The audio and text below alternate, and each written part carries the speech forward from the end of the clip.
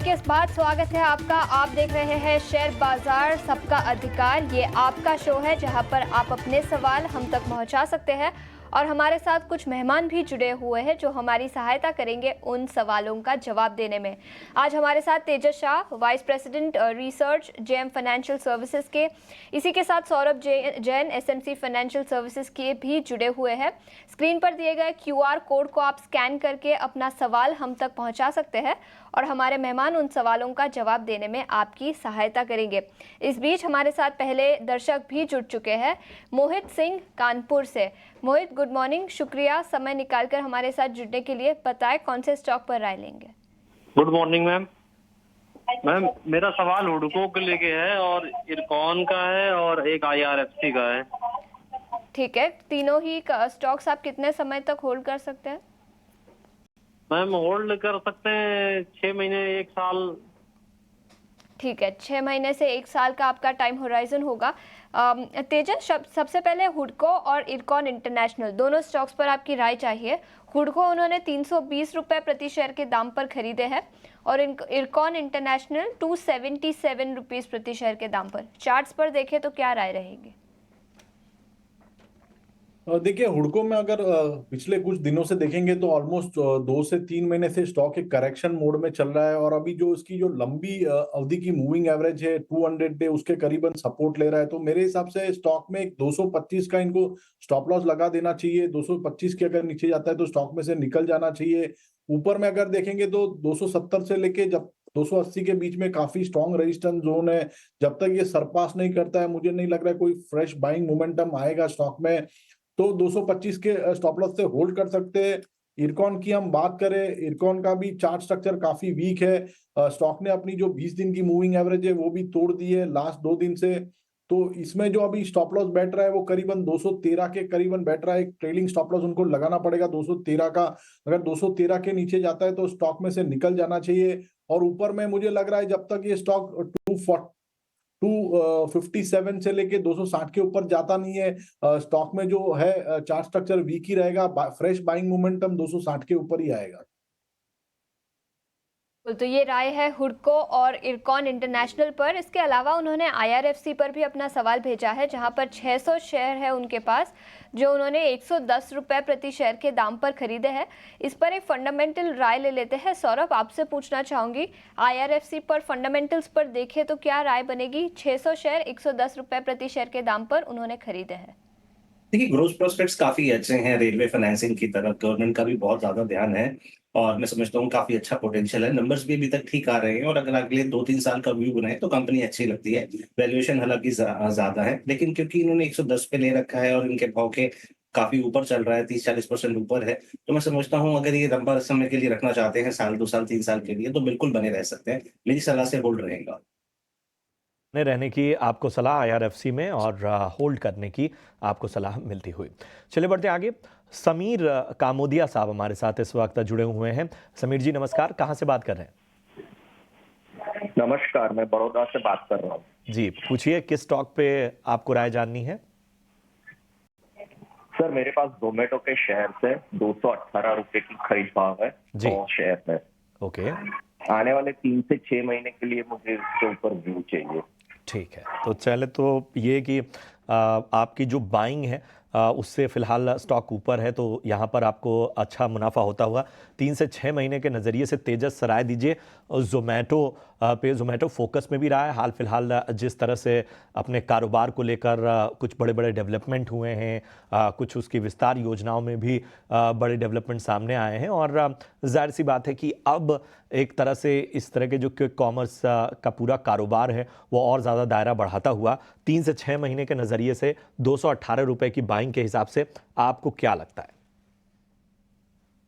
देखिए, जोमेटो की बात करें तो चार्ट स्ट्रक्चर काफी स्ट्रांग है। स्टॉक अभी ऑल टाइम हाई पे चल रहा है और अनचार्टेड टेरिटरी में है, बट काफी दिनों से देखेंगे तो 20 दिन और 50 दिन की मूविंग एवरेज होल्ड कर रहा है। जब भी कोई करेक्शन आता है तो स्टॉक 20 दिन की मूविंग एवरेज से बाउंस करता है। तो मैं इनको एक ट्रेलिंग स्टॉप लॉस दूंगा 270 का। जब तक 270 का लेवल ब्रेक नहीं करता है स्टॉक में बने रह सकते हैं। मुझे इमीडिएट बेसिस पे स्टॉक में लग रहा है 320 का लक्ष्य दिख रहा है। अगर 320 का लेवल सरपास करता है तो हम 335 तक के भी लेवल देख सकते हैं स्टॉक में। तो 270 के स्टॉप लॉस से बने रह सकते हैं।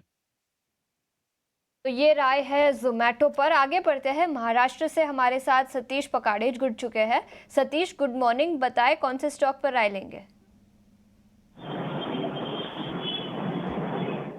सतीश, हाँ जी, बताएं कौन से स्टॉक पर राय लेंगे? बीडीएल था मेरे पास ओके, 1650 के भाव से 300 शेयर 200। ठीक है, 200 शेयर है, 1650 रुपए प्रति शेयर के दाम पर खरीदे हैं और आप 1 साल तक होल्ड कर सकते हैं। हाँ जी, ठीक है, तो प्रॉफिट तो नहीं है, नुकसान है। 1170 के आसपास स्टॉक अभी कारोबार कर रहा है, तो थोड़ा सा नुकसान इस पोजीशन पर। तेजस, आपसे पूछना चाहूंगी, भारत डायनामिक्स, क्या राय बनेगी टेक्निकल्स पर? देखिए, टेक्निकली स्टॉक थोड़ा वीक है। स्टॉक ने अभी जो अपनी 200 दिन की मूविंग एवरेज है लंबी अवधि की, वहां पे ट्रेड कर रहा है। तो एक स्टॉप लॉस लगा के रख सकते हैं 1095 का। जब तक ये होल्ड करता है तब तक स्टॉक में बने रह सकते हैं। ऊपर में यहाँ से अगर कोई रैली आती है और स्टॉक अगर 1350 और 1400 के करीबन जाता है, तो मेरे हिसाब से वहां पे एक बार एग्जिट कर लेना चाहिए। ठीक है, तो ये है राय भारत डायनेमिक्स यानी बीडीएल पर आपको तेजस जी की तरफ से मिलती हुई। बढ़ते आगे, द्वितीय हमारे साथ जुड़े हुए हैं। गुड मॉर्निंग, कहाँ से बात कर रहे हैं? जी, मैं कटक उड़ीसा से बात कर रहा हूँ। जी, पूछिए किस स्टॉक पे आपका सवाल है? मेरा एक LIC हाउसिंग फाइनेंस, जो मेरा 100 शेयर है, 785 का पत्ते है। ओ, कब से आपने इस स्टॉक में आप बने हुए हैं? कब खरीदा था? Last 3 month. अच्छा, आगे क्या नजरिया रख रहे हैं? कितना और समय दे सकते हैं स्टॉक को? Can hold for 1 year. ठीक है, 1 साल का नजरिया। थोड़े ऊपरी स्तरों की इनकी बाइंग है, नुकसान यहाँ पर होता हुआ। सौरभ, मैं आपके पास आना चाहूँगा। LIC हाउसिंग फाइनेंस 785 के स्तर पे इन्होंने खरीदारी की है। फिलहाल 670 रुपए के आसपास चल रहा है ये स्टॉक का। बताइए, 1 साल के हिसाब से कैसा लग रहा है आपको? देखिए, वैल्यूएशन के लिहाज से काफी सस्ता लगता है। तकरीबन 1 टाइम बुक वैल्यू पे चल रहा है। थोड़ी सी परफॉर्मेंस पीछे इनकंसिस्टेंट रही थी, इसकी वजह से जो मार्केट के हिसाब से नतीजे नहीं आए थे। लेकिन मैं समझता हूँ कि इन रेटों पे एक वैल्यू बॉय की तरह नजर आ रहा है। आप 1 साल के लिए बने रहे, मैं समझता हूँ कि आपको अपना रेट नहीं बल्कि कुछ मुनाफा भी मिल सकता है। मैं समझता हूँ तकरीबन 1 साल में स्टॉक 900 रुपए के करीब तक जा सकता है, तो आप बने रहे। तो ये राय है LIC हाउसिंग पर। इस बीच रामकृष्ण जाट ने UPL पर सवाल भेजा है।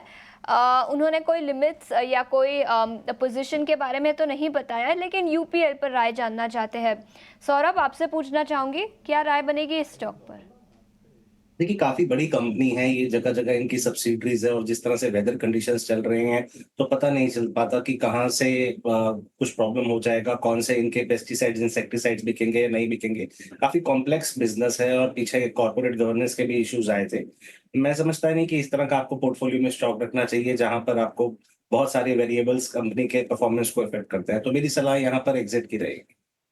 है, हमारे एक दर्शक हैं राज, इनका नाम है, और इन्होंने YouTube पर अपना सवाल हम तक पहुंचाया हुआ है।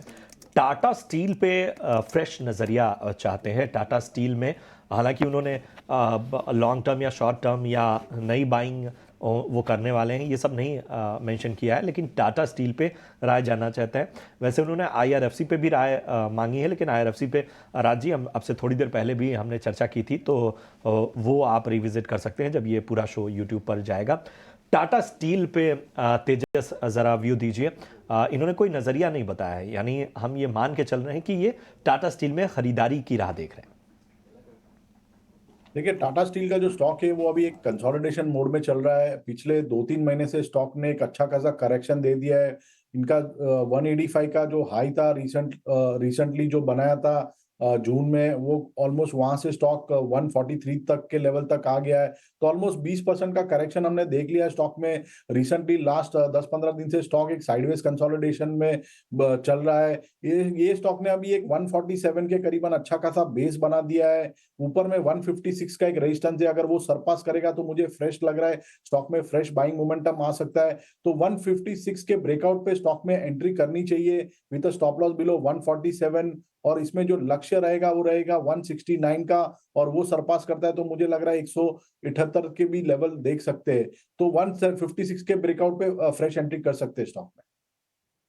बिल्कुल, तो ये राय है टाटा स्टील पर। आगे बढ़ते हैं, साहिल ने यूट्यूब पर एक सवाल भेजा है बैंक ऑफ बड़ौदा पर। उन्होंने अपनी क्वांटिटी नहीं बताई, परचेज प्राइस भी नहीं बताई, लेकिन एक टेक्निकल व्यू ले लेते हैं। पीएसयू बैंकिंग इंडेक्स काफ़ी दिनों से फोकस में रहा है। तेजस, बैंक ऑफ बड़ौदा पर इन पर्टिकुलर चार्ट्स पर क्या राय होगी? देखो, बैंक ऑफ बड़ौदा स्टॉक भी 2-3 महीने से लगातार गिरावट में है, लेकिन स्टॉक ने एक 230 231 के करीबन अच्छा खासा बेस बना दिया है। तो अगर किसी को फ्रेश एंट्री करनी है तो 230 के लेवल से बाय कर सकते हैं। ये स्टॉक में जो अभी इमीडिएट बेसिस पे रेजिस्टेंस है वो करीबन 250 के ऊपर है। 250 का अगर लेवल निकालता है तो मेरे को लग रहा है फ्रेश बाइंग मोमेंटम आ सकता है स्टॉक में। और स्टॉक ऊपर में जो है 280 तक भी जा सकता है, तो बाई करने की सलाह है विद स्टॉप लॉस बिलो 230। ठीक है। एक बार फिर से तेजस, 230 का स्टॉप लॉस आपने बताया ना? हाँ, 230 का स्टॉप लॉस। ठीक है। चलिए, हमारे अगले दर्शक जो यूट्यूब से हमारे साथ जुड़े हैं, ध्रुव जैन नाम है उनका, और उन्होंने बजाज हाउसिंग फाइनेंस के 200 शेयर लिए हुए हैं 180 के भाव के हिसाब से। होल्ड रखना चाहिए या निकल जाना चाहिए, ये पूछ रहे हैं। बताएं तेजस, क्या करना चाहिए ख़ासतौर पे बजाज हाउसिंग पे? तेजस माफ़ कीजिएगा, मैं आता हूँ सौरभ आपके पास। बताइए, 180 की इनकी बाइंग है, 200 शेयर लिए हुए हैं, पूछ रहे हैं होल्ड करना चाहिए या निकल जाना चाहिए? देखिए, स्टॉक लिस्टिंग के बाद डबल हो गया, नो डाउट। ये कंपनी में एक बहुत अच्छा पोटेंशियल है, जिस ग्रुप से आती है। तो कंपनी ने ऑलरेडी अपनी परफॉर्मेंस मार्केट में दिखाई है। जो कंपनी की पॉलिसी है वो ग्रोथ जिस हिसाब से वो चलती है, तो उनका जो बिजनेस है, जो पोर्टफोलियो काफी डाइवर्सिफाइड है। और इंडस्ट्री की जो एवरेज ग्रोथ होती है उससे हालांकि ज्यादा ही ग्रोथ देखने को मिलती है फाइनेंशियल्स में, जो नंबर्स पहले आए हुए हैं। लेकिन at the same times listing के बाद स्टॉक डबल हो गया, थोड़ा महंगा हो गया है। कंपनी अच्छी है, इसलिए मैं कहूंगा आप 2 से 3 साल का व्यू बनाएं और बने रहें। बिल्कुल, तो ये राय रहेगी बजाज हाउसिंग फाइनेंस पर। हाल ही में कंपनी लिस्ट हुई थी और काफ़ी अच्छे रिटर्न्स भी शेयर होल्डर्स को मिले हैं। आगे बढ़ते हैं, व्हाट्सएप पर रवि प्रकाश ने सवाल भेजा है नौसिल पर। उनके पास 200 शेयर है जो उन्होंने 297 रुपीज़ प्रति शेयर के दाम पर खरीदे हैं। स्टॉक अभी 270 के आसपास है, तो ज़्यादा कुछ नुकसान तो नहीं, लेकिन फिर भी करीब 5,500 का टोटल नुकसान है। फंडामेंटल पर राय ले लेते हैं। सौरभ, आपसे पूछना चाहूँगी, नौसिल पर क्या राय बनेगी? उनके पास ऑलरेडी पोजीशंस है, तो क्या एग्जिट कर लेने की सलाह रहेगी? मैं समझता हूँ इस क्वार्टर की अर्निंग देख लेनी चाहिए। स्टॉक थोड़ा सा अंडर परफॉर्म किया है, लेकिन वैल्यूएशंस के लिहाज से काफी अट्रैक्टिव लगता है। और केमिकल बिजनेस में भी ऐसा माना जा रहा है कि थोड़ा टर्न अराउंड देखने को मिलेगा। तो उसके लिहाज से ये वाले क्वार्टर की अर्निंग्स और मैनेजमेंट गाइडेंस की वेट करें। रहेगी नौसिल पर, एक क्वार्टर के अर्निंग्स पर अपनी नजर रखें। बढ़ते हैं आगे और अगले कॉलर को अपने साथ जोड़ते हैं। देवराज शर्मा जी हमारे साथ जुड़े हुए हैं। देवराज जी नमस्कार, कहाँ से बात कर रहे हैं? मैं दिल्ली से बात कर रहा हूँ सर। मेरे पास हैं आरवीएनएल की शेयर्स हैं जी। 272 शेयर 632 रुपए के हिसाब से लिए हुए हैं। तो इनका मैं जानना चाह रहा था, कुछ है रेट टू रेट हो पाएगा कि? कब लिया था आपने देवराज जी ये शेयर? ये लिए हो गए 2-2.5 महीने हो गए इससे। ठीक है। जब बूम पे था आरवीएनएल जी तब जी लिया जी था। जी जी जी वैसे तो रेलवे स्टॉक्स में जो है वो तेज़ी का मोमेंटम लंबे समय तक रहा, लेकिन आपने थोड़ा ज़्यादा ही ऊपरी स्तरों पर इसमें ख़रीदारी की है। तेजस, मैं आपके पास आना चाहूँगा।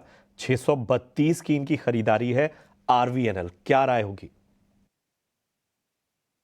देखिए, पिछले कुछ दिनों से हमने रेलवे स्टॉक्स में काफी अच्छा करेक्शन देख लिया है। फ्राइडे के सेशन में स्टॉक ने एक थोड़ा सा स्ट्रेंथ दिखाया है, तो मैं इनको एक ट्रेलिंग स्टॉप लॉस सजेस्ट करूंगा 498 का।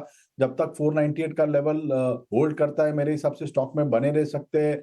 ऊपर में जो रेजिस्टेंस बैठ रहा है वो करीबन 580 का इमीडिएट बेसिस पे बैठ रहा है, और उसके ऊपर 620 का रेजिस्टेंस बैठ रहा है। अगर ये लेवल जाते हैं तो मेरे हिसाब से वो लेवल पे एग्जिट करना चाहिए। अभी होल्ड करने की सलाह रहेगी विद स्टॉप लॉस बिलो 498। बिल्कुल, तो ये राय है रेल विकास पर। आगे बढ़ते हैं, इस बीच एल&टी फाइनेंस पर ओम प्रकाश भट्टर ने सवाल भेजा है यूट्यूब पर।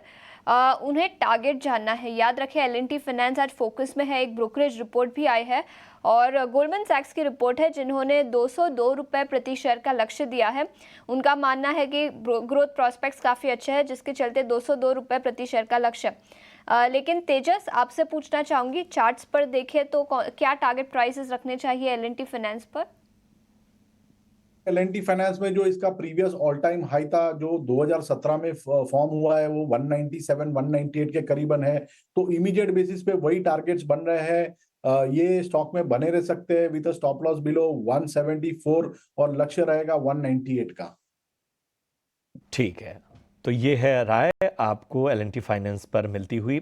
सतीश बारगीर हैं और ये ICICI बैंक में जो है वो रणनीति चाहते हैं और जानना चाहते हैं कि ICICI, मतलब उनका सवाल सीधे है कि ICICI का क्या नज़रिया बन रहा है आज इंट्राडे में। बताएं तेजस। लगता है तेजस हमारे साथ नहीं है। सौरभ, ICICI बैंक कैसा लग रहा है आपको? देखिए, इंट्राडे के लिए तो नहीं कह पाऊंगा, लेकिन एक ये पोर्टफोलियो स्टॉक के रूप में देखना चाहिए। जो बैंक की ग्रोथ है वो तकरीबन 15-20% की आ रही है। बैलेंस शीट काफी प्रिस्टीन है, पोर्टफोलियो काफी डाइवर्सिफाइड है, एनपीए कंट्रोल में है। अगर आप लंबे समय के लिए पोर्टफोलियो में वेल्थ क्रिएशन के हिसाब से सोचते हैं तो ICICI बैंक निश्चय ही एक अच्छी चॉइस हो सकती है। तो आप हर डिक्लाइंस पे इस स्टॉक को बाय कर सकते हैं, हर थोड़े डिक्लाइन पे। तो मेरे हिसाब से लंबे समय के लिए अच्छा स्टॉक है। बिल्कुल, तो लंबे समय के लिए अच्छा स्टॉक है ICICI बैंक पर, और अगर कोई डिप दिखाई देती है तो खरीदारी के मौके भी बन सकते हैं। अरविंद सिंह अब हमारे साथ फोन लाइन पर जुड़ चुके हैं। अरविंद, गुड मॉर्निंग, बताएं कौन से स्टॉक पर राय लेंगे? Good morning madam. Good morning Arvind, बताएं। मैडम, मेरे पास टाटा पावर के हैं शेयर, मैंने आपको भेजे थे, उसमें 32 रुपीज में 500 शेयर है। ओके, केवल 32 रुपीज में लिए हैं। और क्या राय बनेगी टाटा पावर पर? सौरभ, आपसे पूछना चाहूंगी, पावर कंपनियों में पिछले कुछ सालों में अच्छा खासा एक्शन भी दिखा है, टाटा पावर पर फंडामेंटल्स पर क्या राय होगी? देखिए, यूटिलिटी सेक्टर काफी अच्छा लगता है। मुझे लगता है कि जिस तरह से गवर्नमेंट का जोर है और जिस तरह से कंपनीज के प्लान है, कैपेक्स ग्रीन एनर्जी की तरफ जाते हुए, हाइड्रोजन की तरफ जाते हुए, या अपनी कैपेसिटी को बढ़ाते हुए, और जो प्रॉब्लम्स थी उनसे बाहर निकलते हुए, जैसे टाटा पावर के केस में UMPP का एक प्रॉब्लम था, मुद्रा का प्रॉब्लम था, उससे भी कंपनी बाहर निकली है। जो आगे विस्तार योजना है काफी अच्छी है, मैनेजमेंट काफी कॉन्फिडेंट है। पोर्टफोलियो स्टॉक के रूप में देखना चाहिए, लंबे समय के लिए होल्ड रहेंगे। तो लंबे समय के लिए होल्ड करने की आपको सलाह मिलती हुई टाटा पावर पर पोर्टफोलियो स्टॉक का नज़र आता हुआ। चलिए कुछ और यूट्यूब के सवालों को हम शामिल करते हैं, और इन सब के बीच में बहुत सारे दर्शक हम तक सवाल पहुंचा रहे हैं। एक हमारे दर्शक हैं जो ख़ास तौर पे फार्मा सेक्टर में बाइंग के मौके देख रहे हैं, और इनका नाम संकेत है। बताइए क्या नज़रिया बन रहा है? सौरभ, फार्मा सेक्टर में क्या पसंद आता है आपको? देखिए, फार्मा सेक्टर काफी अच्छा चल रहा है और कंपनीज के जो प्रॉब्लम थे पहले उतने प्रॉब्लम नहीं है। USFDA के एलिगेशंस भी उतने नहीं आते हैं, ऑब्जर्वेशन भी नहीं आती है, और रिसेंटली ऑफ लेट हमने देखा काफी कंपनियों को हरी झंडी भी मिली है USFDA के लिए।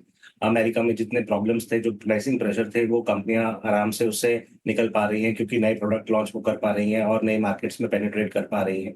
जो दिमाग में आते हैं स्टॉक, वो फार्मा सेक्टर में लेने के लिए वो आप एक्यूमुलेट कर सकते हैं। एलेंबिक फार्मास्यूटिकल काफी अच्छा लगता है, कंपनी के काफी प्रॉमिसिंग आउटलुक है। एक कंपनी और है नेटको फार्मा, वो भी काफी अच्छा लगता है। एक मोरपेन लैबोरेटरीज करके एक कंपनी है जो API में है और मेडिकल डिवाइसेस में काम करती है, उसका भी काफी अच्छा आउटलुक लग रहा है। इस तरह से हमारे डेटाबेस में नहीं है तो माफ़ी चाहेंगे आपको टोकने के लिए। लेकिन फार्मा शेयरों में तेज़ी क्या है और इस तेज़ी के ट्रिगर क्या है, पूरी डिटेल्स दे रहे हैं जिनेह नागर। जी, तो फार्मा स्टॉक्स में हमें काफ़ी दमदार तेज़ी देखने मिल रही है। अगर आज देखेंगे तो निफ्टी फार्मा इंडेक्स आज का टॉप सेक्टोरल गेनर है, और अगर पिछले 12 महीने के रिटर्न्स देखें कि शेयरों ने कैसे दिए हैं, तो सबसे पहला हमें निकल कर आ रहा है ग्लेनमार्क फार्मा। 110% से भी ज़्यादा के रिटर्न्स ये स्टॉक पर हमें देखते हुए मिल रहे हैं। उसी के अलावा लुपिन देखेंगे, टोरेंट फार्मा देखेंगे, 98%, 88% के रिटर्न्स यहाँ पे देखने मिल रहे हैं। साइडस, सनोफी, नेटको फार्मा, यहाँ पे भी 75% के ऊपर के हमें रिटर्न्स देखने मिल रहे हैं। इसी के साथ साथ अगर हम की ट्रिगर्स देखें फार्मा शेयरों में, तो पहला ट्रिगर रहेगा सुपीरियर ग्रोथ जो हमें देखने मिल रही है यूएस मार्केट्स में। डबल डिजिट ग्रोथ एक्सपेक्टेड है Q2 में यूएस मार्केट्स के द्वारा। उसी के अलावा रॉ मटेरियल प्राइसेस में जो गिरावट है वो कंपनी के मार्जिन्स को भी आगे चलकर हेल्प करेगा, जो कि पॉजिटिव होगा इन फार्मा शेयरों के ऊपर। इसके अलावा बहुत सारी कंपनीज डोमेस्टिकली प्राइस हाइक्स ले रही है, जो कि डोमेस्टिक ग्रोथ में भी कंपनीज को हेल्प करेगा। इसके अलावा क्रेम्स सेगमेंट एनालिस्ट के द्वारा मानना है कि क्रेम्स सेगमेंट में हमें काफ़ी एक अच्छा ग्रोथ देखने मिल सकता है, और DIIs की तरफ से भी काफ़ी स्ट्रॉन्ग बाइंग नज़र आ रही है। इसी के साथ अगर हम अभी की न्यूज़ फ्लोज देख लें कि आज कौन से शहरों में देखने मिले थे। पहला था डॉक्टर रेड्डीज़, US FDA ने यहाँ पर इनके एक R&D सेंटर पर इंस्पेक्शन किया था, जहाँ पे इन्होंने 0 ऑब्जर्वेशंस इशू किया है, तो कंपनी के लिए काफ़ी पॉजिटिव रहेगा। दूसरा होगा बायोकॉन कंपनी के API प्लांट जो कि बेंगलुरु में, वहाँ पे US FDA ने इंस्पेक्शन किया था, वहाँ पे 3 ऑब्जर्वेशंस US FDA ने इशू किया है। लास्टली मैनकाइंड फार्मा फोकस में रहेगा, क्योंकि बोर्ड ने अप्रूवल दे दिया है 10,000 करोड़ का फंड रेज करने के लिए। ये फंड रेज जो होगा इशू ऑफ NCDs या फिर CPs के द्वारा हो सकता है। इसी के अलावा ग्लेनमार्क फार्मा एक और फोकस में रहेगा, क्योंकि हमें पहला तो एक US FDA ने फॉर्म 83 दिया है विद 0 ऑब्जर्वेशंस। कंपनी के एक फॉर्मुलेशन फैसिलिटी पर इंस्पेक्शन हुआ था, जो कि औरंगाबाद में, और उसी के साथ एक नोट आते हुए देखते मिल रहा है इन्वेस्टेक की तरफ, जहाँ पे उन्होंने इनिशिएट किया एक फास्ट लॉन्ग और अपना बाय रेटिंग भी मेंटेन किया। उनका जो टारगेट प्राइस है वो है ₹1900। उनका मानना है कि earnings momentum as well as cash flow generation आगे चलकर भी पॉजिटिव रहेगा कंपनी के लिए, और उसी के द्वारा ग्लेनमार्क फार्मा फोकस में रहेगा। इसी के साथ अगर हम वैल्यूएशंस देख ले कौन से सारे फार्मा शेयरों के, तो सबसे महंगा स्टॉक जो हमें वैल्यूएशंस के द्वारा देखने मिल रहा है वो है डिविस लैब, 63 टाइम्स पी पर ट्रेड करता है। उसके साथ टोरेंट फार्मा 51 टाइम्स, सन फार्मा करीब 37 टाइम्स पी पर देखने मिल रहा है। Cipla Zydus life 23 times P, और डॉक्टर रेड्डीज़ सबसे सस्ता करीब 19 टाइम्स पी पर ट्रेड करते हुए दिख रहा है।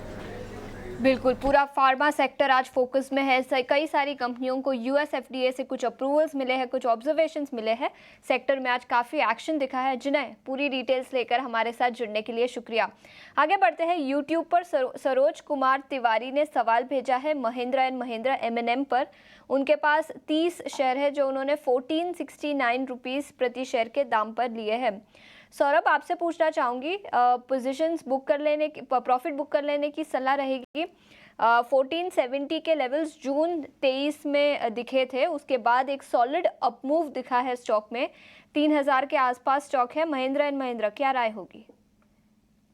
ये जो नए मॉडल्स काफी उन्होंने लॉन्च किए हैं, जो नंबर्स आ रहे हैं वो भी काफी अच्छे आ रहे हैं। अभी 1-2-3 महीने से हम देख रहे हैं कि ऑटो सेल्स पे भी थोड़ा प्रेशर है, SUVs पे भी थोड़ा प्रेशर है, क्योंकि ये फेस्टिव सीजन है। तो मैं समझता हूँ कि तकरीबन आप ये जो इस सितंबर क्वार्टर की अर्निंग्स, कंपनी के नए लॉन्च और मैनेजमेंट की गाइडेंस तक की वेट कीजिए। अगर वहां पर हल्की सी भी आपको कोई कमजोरी नजर आती है, तब आप प्रॉफिट टेकिंग कीजिए। अभी आप होल्ड रहे हैं। यहाँ पर होल्ड करने की आपको सलाह मिलती हुई।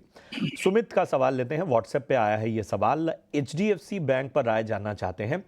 1460 की इनकी बाइंग है। फिलहाल हम देख रहे हैं कि 1750 के करीब इस वक्त HDFC बैंक का मुनाफा यहाँ पर इनको होता हुआ। सौरभ, HDFC बैंक का 1450 के आसपास की इनकी बाइंग है, क्या करना चाहिए? पोर्टफोलियो स्टॉक के रूप में देखना चाहिए। बैंक की बैलेंस शीट काफी प्रिस्टीन है। विलय के बाद मैनेजमेंट ने गाइडेंस दिया था कि वो कासा के ऊपर ध्यान देंगे और क्रेडिट ग्रोथ को थोड़ा धीमे गति से चलाएंगे, और मैं समझता हूँ कि 1-2 क्वार्टर में वो करेक्शन हमें और देखने को मिलेगा। 2 क्वार्टर में कुछ करेक्शन हुआ भी है। अगर पोर्टफोलियो के हिसाब से अगर स्टॉक को देखा जाए, तो मैं समझता हूँ 2 से 3 साल के लिए बिल्कुल होल्ड रह सकते हैं। पोर्टफोलियो स्टॉक है, 2 से 3 साल के नजरिए के साथ इसमें बने रहें। शुक्रिया करें। इससे पहले सौरभ जरा अपना डिस्क्लोजर दे दें। देखिए, जिन भी हमने स्टॉक्स पे बात करी, वहां पर मेरी कंपनी और क्लाइंट्स की पोजीशन हो सकती। ठीक है, बहुत बहुत शुक्रिया सौरभ हमसे जुड़ने का। हमारे साथ तेजस भी जुड़े, उनका भी बहुत बहुत धन्यवाद, और बाकी एक्सपर्ट जो अलग अलग सेगमेंट में जुड़े उनका भी बहुत बहुत शुक्रिया, और आप सभी दर्शकों का शुक्रिया, क्योंकि लगातार शेयर बाजार सबका अधिकार के साथ आप जुड़ते जा रहे हैं। इतने सवाल आपके आते हैं, और उन सवालों में से हम एक समय सीमा में जितने सवालों को शामिल कर पाते हैं वो कोशिश करते हैं, इसलिए फटाफट हम सारे सवालों को लेते हैं। तो चलिए आशीषा, हम और आशीषा को यहाँ पर आपको इजाज़त देनी होगी।